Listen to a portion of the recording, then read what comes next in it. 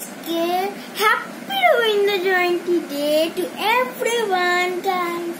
আজকে আমি আপনাদের সঙ্গে আজকে যেহেতু রবীন্দ্র জয়ন্তী, এই রবীন্দ্র ঠাকুরের একটা কবিতা বলবো। সেই কবিতার নাম হচ্ছে আত্মত্রাণ। বিপদে মোরে রক্ষা করো, এ নয় মোর প্রার্থনা। বিপদে আমি না যেন করি ভয়, দুঃখ তাপে ব্যথিত চিতে নাই বা দিলে সান্ত্বনা। দুঃখ যেন করিতে পারি জয়। এই সহায় মোর না যদি জুটে, নিজের বল না যেন টুটে। সংসারে তার ঘটিলে ক্ষতি, লোভিলে শুধু বঞ্চনা। নিজের মনে না যেন মানিক হয়।